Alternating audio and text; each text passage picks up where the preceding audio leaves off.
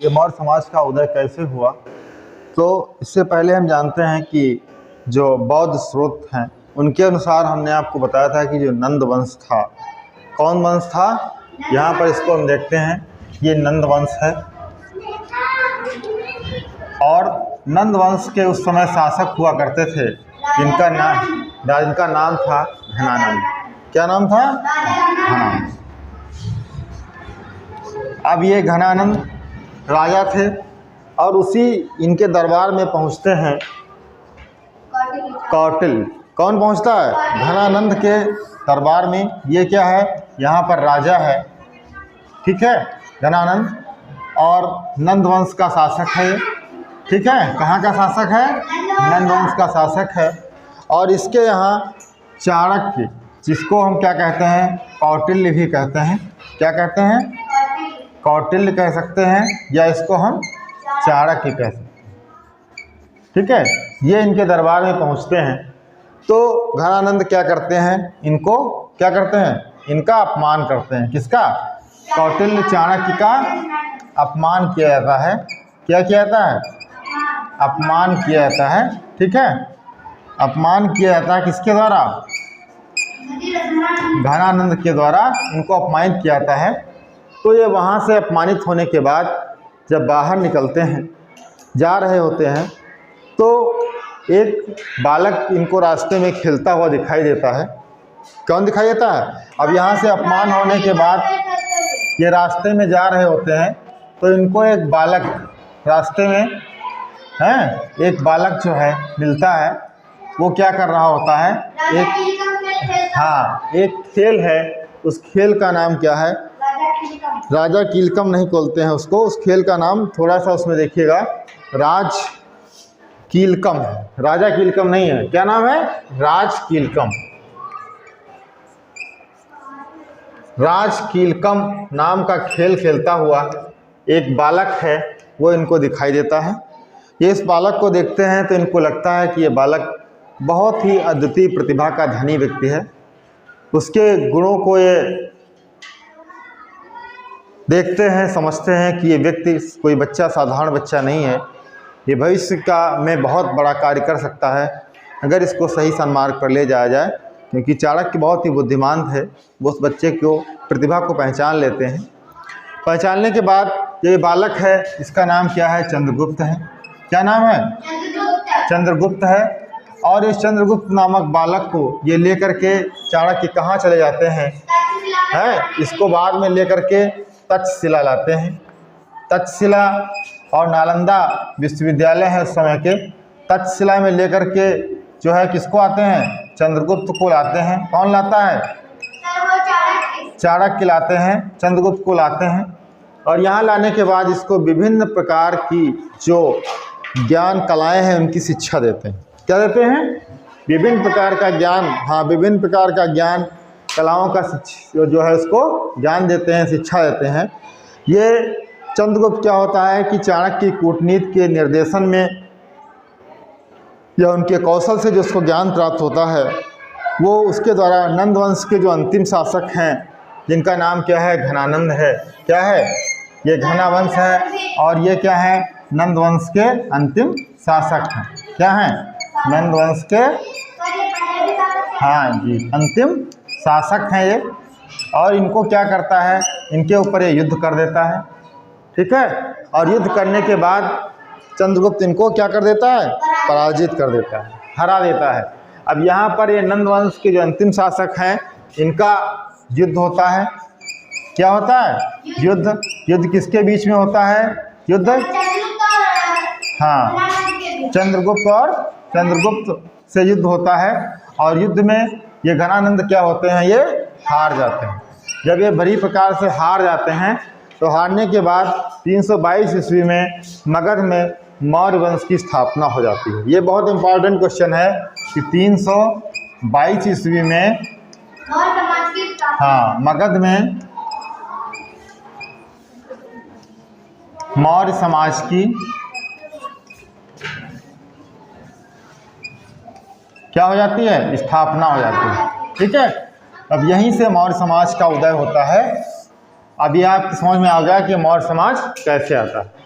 जब ये उनको हरा देता है, हराने के बाद में उसी समय क्या होता है, एक यूनान का सेनापति है जिसका नाम है सेलूकस। क्या नाम है? सेलूकस है। वो 305 ईसा पूर्व में पश्चिमोत्तर भारत पर आक्रमण किया है। हमने आपको कल ही बताया था कि अगर थोड़ी देर के लिए हम भारत के नक्शे को ऐसे अगर हम मैनेज कर लेते हैं, थोड़ा सा ये देख लेते हैं कि ये भारत का मैप है और ये वाला जो भाग है, ठीक है, ये वाला जो भाग है यहाँ पर क्या करता है, पश्चिमोत्तर का भाग है ना। तो यहाँ पर ये क्या कर देता है, इनको, इसका युद्ध होता है चंद्रगुप्त से और चंद्रगुप्त इनको हरा देता है। किसको? यूनानी सेनापति सेलूकस को हरा देता है। जब सेलूकस हार जाते हैं तो हारने के बाद क्या करते हैं कि जो हिंद दोस्ती कर लेते हैं, संधि कर लेते हैं, और संधि करने के बाद जो हिंद कुश के क्षेत्र से जीते हुए राज्य थे, पर्वत के तक के जो प्रांत थे, वो चंद्रगुप्त को उपहार के रूप में दे देते हैं। और उसके बाद सेलूकस मेगास्थनीज को जो है चंद्रगुप्त के दरबार में राजदूत बना करके भेजते हैं। ये चीज़ हमने आपको कल बताई थी।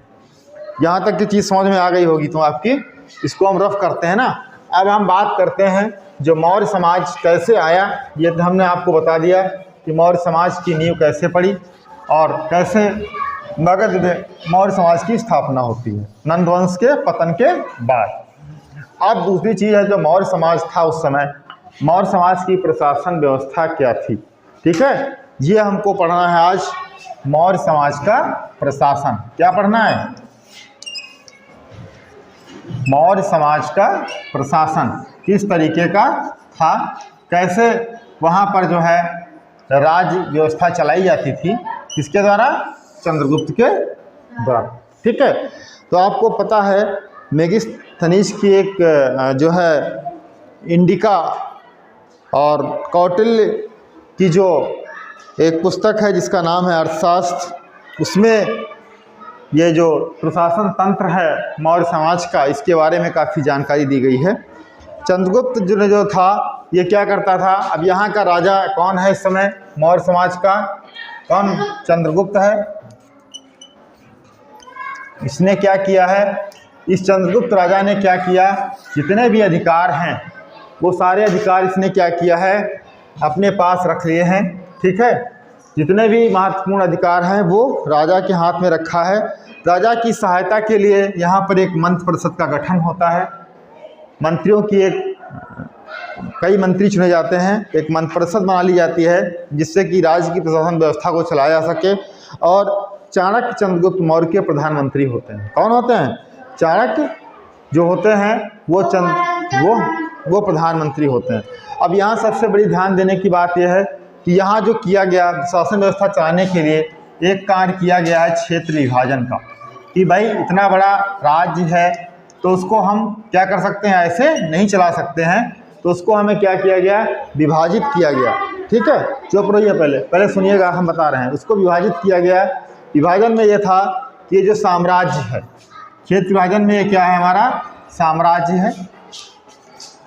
ये पूरा साम्राज्य है चंद्रगुप्त का और इसको चलाना है अपना राज्य। तो ये क्या करता है? सबसे पहले इसको साम्राज्य को प्रांत में बांट देता है। काहे बांटता है? साम्राज्य को प्रांत में बांट देता है। जब प्रांत में बढ़ जाता है तो प्रांत के बाद फिर क्या बनाता है? जनपद बनाता है, ठीक है। हाँ, जिसको हम जिला कह सकते हैं, जनपद बना देते हैं प्रांत के बाद। और उसके बाद जो जनपद बनते हैं या जो जिला बनते हैं, इसको जिला कह सकते हैं। इसको भी हम क्या करते हैं? यहाँ पर ये बांट देते हैं, दो भागों में बांट देते हैं। एक तो इसको हम क्या कहते हैं? नगर कहते हैं, ठीक है। क्या कहते हैं? एक भाग जो बनता है ये क्या कहलाता है? नगर कहलाता है। और दूसरा क्या कहलाता है? गांव कहलाता है। क्या कहलाता है? गांव कहलाता है या ग्राम कहलाता है। नगर को भी, नगर में 6 परिषदें बना देते हैं। कितनी बनाते हैं? 6 परिषदें बनाते हैं नगर में, ठीक है। इस तरीके से इन्होंने क्या किया। और गांव जो होता है इनको, और इसमें जो 6 परिषदें बनती हैं वो प्रत्येक परिषद के लिए 5 आयुक्त बना देते हैं यहाँ पर। इस तरीके से इन्होंने शासन व्यवस्था अपनी बांट रखी थी। अब इसको चलाने के लिए जिम्मेदार व्यक्ति कौन थे जो शासन को चलाते थे? राजा जो साम्राज्य है यहाँ पर कौन चला रहा है इसको? राजा चला रहा है। कौन चला रहा? साम्राज्य को यहाँ पर राजा चला रहा है। और जो वंशानुगत है, कैसे है? वंशानुगत है, उसका कोई चुनाव नहीं होता है, ठीक है। अगर राजा है तो उसका बेटा पुनः राजा बनता है। अब ये साम्राज्य तो राजा ने अपने हाथ में पूरा रखा, क्योंकि राजा ही का साम्राज्य है, तो सबसे बड़ा अधिकारी कौन है? राजा है यहाँ पर। और उसके बाद फिर एक मंत्र परिषद बनाता है। क्या बनाता है? राजा क्या करता है? साम्राज्य के लिए एक मंत्र परिषद का निर्माण करता है। मंत्र परिषद बनाता है राजा अपनी सहायता के लिए, और जिसको हमने बताया है कि मंत्र परिषद में जो चाणक्य थे वो इसके क्या हुआ करते थे? प्रधानमंत्री थे। और उसके बाद जो प्रांत हैं ये राज्यपाल। अब ये प्रांत कौन चलाएगा? ये राज्यपाल चलाएगा। और ये राज्यपाल जो भी है ये वंश से ही ले आता है, यानी उनके वंश का ही कोई महत्वपूर्ण व्यक्ति है, उसको क्या बनाते हैं? राज्यपाल बना देते हैं। और राज्यपाल इस शासन व्यवस्था को चलाने का कार्य करता है। उसके बाद स्थानीय व्यक्ति है, जो जनपद है यहाँ पर देख रहे हैं, ये जो स्थानीय व्यक्ति है वहाँ का, ठीक है, स्थानीय व्यक्ति है, उसको जो है यहाँ पर इसकी सत्ता दे देते हैं कि जनपद का अधिकारी होगा और जनपद का संचालन करेगा, ठीक है। और उसके बाद जो गांव है यहाँ पर गांव का मुखिया होता है। कौन होता है? मुखिया कह सकते हैं। तो मुखिया ये गांव की व्यवस्था को देखता है। इस तरीके से इन्होंने पूरी चीज़ों को बांट रखा था। अब राजा जो था, आंतरिक और बाहरी आक्रमणों से बचाव, राजा का कार्य क्या था? ये राजा यहाँ पर चुन लिया गया। अब ये जो कार्य करेगा, क्या कार्य करेगा? जो बाहर से कोई अगर राज्य के साम्राज्य के ऊपर आक्रमण करता है, ठीक है, तो उससे बचाव करेगा, ठीक है। क्या करेगा? आंतरिक व बाहरी आक्रमणों से क्या करेगा? बचाव करेगा। कौन करेगा? राजा। राजा क्या कर रहा है? जो बाहरी आक्रमण हो रहे हैं उनसे क्या कर रहा है? यहाँ पर बचाव कर रहा है। कर रहा नहीं कर रहा है? ये कार्य किसका है? राजा का। अब ये जो यहाँ पे मंत्री चुने गए हैं, ये आप देख रहे हैं, ये क्या है? मंत्री चुने गए हैं। अब ये मंत्री क्या कर रहे हैं? ये मंत्रियों का कार्य क्या है? मंत्रियों का कार्य क्या है? राजा को सलाह देना। क्या देना? राजा को सलाह देना कि कोई कार्य अगर करना है, राजा परामर्श चाहता है, राजा को सलाह देने का कार्य कौन कर रहा है? ये मंत्र परिषद कर रही है। ये जो मंत्र परिषद है ये यहाँ पर जो नियुक्त है, इसका कार्य क्या है? राजा को सलाह देना। क्या कार्य है? ये यहाँ पर राजा को सलाह दे रही है, ठीक है। राजा सलाह मांगता है कि भाई अगर कोई बाहरी आक्रमण हो रहा है तो किस तरीके से हम क्या योजना बनाएं, कैसे लड़ाई लड़ें, कैसे जीतेंगे, ये कार्य कौन कर रहा है? मंत्र परिषद कर रही है। और प्रांत जो है शासन व्यवस्था की देख रेख करना, न्याय देना, ठीक है। अब यहाँ ये प्रांत हैं, ठीक है। यहाँ की जो व्यवस्था है, न्याय है, ठीक है, प्रशासन है, क्या है? प्रशासन है ना, आदि आदि करके जितनी भी चीज़ें हैं, ठीक है, काम करना है, सिंचाई है, सड़क है, व्यापार है, ठीक है, आदि कार्य कौन कर रहा है? ये राज्यपाल का है। और ये क्या कर रहा है? प्रांतों की व्यवस्था को देख रहा है। कौन देख रहा है? राज्यपाल देख रहा है। किसकी व्यवस्था देख रहा है? प्रांतों की व्यवस्था। अब दूसरी चीज़ें है, अब जो स्थानीय जनपद की है, स्थानीय प्रशासन की व्यवस्था देखने का कार्य जनपद के लोगों का है। ये जनपद के जो लोग हैं ये क्या देख रहे हैं? स्थानीय प्रशासन देख रहे हैं यहाँ पे, ठीक है। क्या देख रहे हैं? स्थानीय प्रशासन देख रहे हैं यहाँ पर जनपद के लोग, ठीक है। और उसके बाद जो गांव का मुखिया है वो क्या करता है? गांव की समस्याओं का निराकरण करता है और उनके द्वारा होने वाली समस्याओं का हल करता है। ये ग्राम सभा की सहायता से इन चीज़ों को निपटाने का कार्य करता है। तो ये था हमारा मौर्य समाज का प्रशासन, ठीक है। इस तरीके से चंद्रगुप्त ने सबसे पहले क्षेत्र विभाजन किया, जिसमें साम्राज्य बनाए, प्रांत बनाए, जनपद बनाए, नगर बनाए और गांव बनाए। इनको चलाने के लिए इन्होंने क्या किया? सबसे बड़ा इनका अधिकारी राजा को चुना, ठीक है, जो वंशानुगत होता था।